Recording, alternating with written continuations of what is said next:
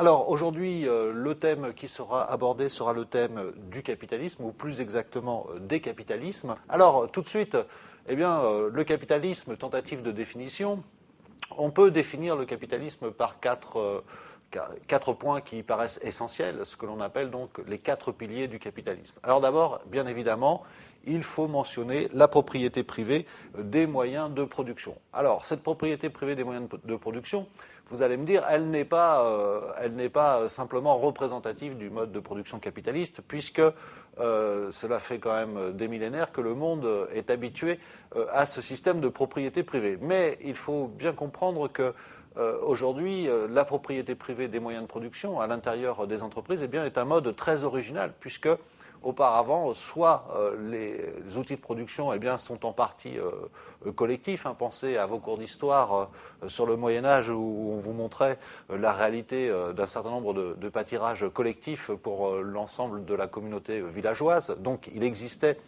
dans les sociétés précapitalistes un certain nombre de propriétés collectives. Et puis cette propriété individuelle, quand elle existe, elle est enchâssée dans d'autres rapports sociaux. Elle ne se distingue qu'assez peu finalement de toute la sphère sociale, politique et domestique.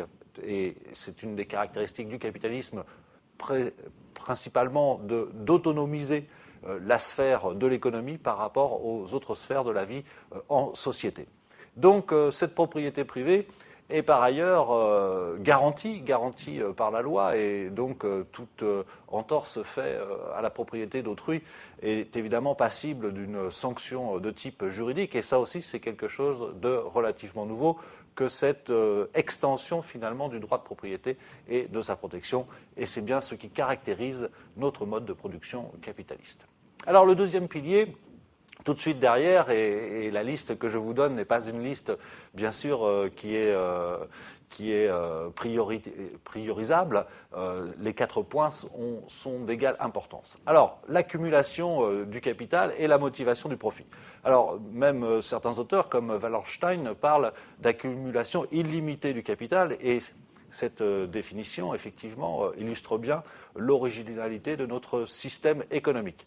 Il s'agit en permanence de réinjecter le profit généré par la période antérieure dans une production sans cesse élargie pour aboutir à davantage de profit. Voilà le mécanisme fondamental du système capitaliste.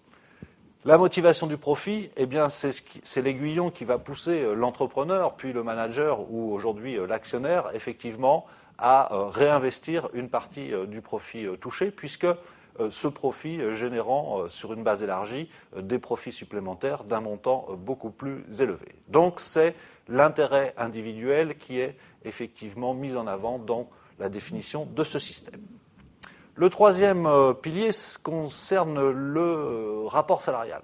Effectivement, le capitalisme est totalement contemporain de l'invention du salariat, et pour la première fois dans l'histoire de l'humanité, il faut bien le signaler, le travail désormais va être libre au sens juridique du terme, c'est-à-dire que le travail va s'apporter par le travailleur à l'entrepreneur qui en a besoin, et les deux parties vont signer un contrat, donc à égalité de droit, droit de contracter totalement librement.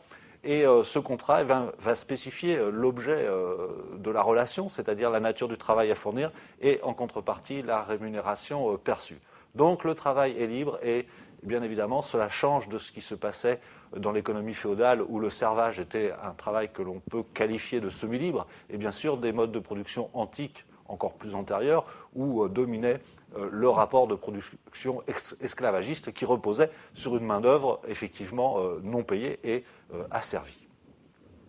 Le quatrième et dernier pilier concerne la régulation des marchés par la concurrence. Alors là, je vous engage à faire attention. On assiste souvent à cette confusion entre économie de marché et capitalisme. Alors, évidemment, les deux institutions que sont le marché et l'entreprise, expression du capitalisme, sont totalement concomitants. Ils ne peuvent fonctionner l'un sans l'autre. Pour autant, il est nécessaire de les distinguer. Donc, si le capitalisme fait référence à un mode de propriété, à un mode d'exploitation économique et à un certain type d'objectifs, le marché, lui, va être le moyen effectivement de contrôler et de sanctionner le bon agissement des acteurs économiques et particulièrement des entrepreneurs. Un entrepreneur est libre de fabriquer le volume et le type de biens qu'il choisit de fabriquer. Simplement, sa décision sera validée ou invalidée par le marché qui sanctionnera l'achat de la totalité de sa production ou au contraire qui boudera sa production et qui montrera donc par là que la décision microéconomique prise par cet entrepreneur n'est pas une décision efficiente. Donc le marché est au service de l'entreprise comme mode de régulation des comportements individuels des entrepreneurs et il va permettre bien évidemment cette extension du volume de production puisque produire c'est joli mais il faut aussi bien naturellement vendre et c'est le marché qui va proposer l'écoulement de la production. Un marché qui dans l'histoire du capitalisme, nous le verrons, n'a de cesse de se développer en tous les cas géographiquement. Alors après avoir définit ce capitalisme par ces 4 points essentiels, il faut tout de suite montrer que le capitalisme, contrairement là aussi au système économique antérieur, n'est pas du tout figé dans le temps. C'est un système qui est appelé à évoluer en permanence et sa grande force précisément, c'est de se transformer de l'intérieur, de prendre en compte, comme dirait Karl Marx, ses propres contradictions pour évoluer de l'intérieur. Alors, en fait, au regard de ce qu'ont écrit les auteurs de l'école de la régulation, école économique française fameuse dans les années 70 et 80, eh bien le capitalisme peut s'analyser selon 2 points. D'abord son régime d'accumulation et ensuite ses institutions.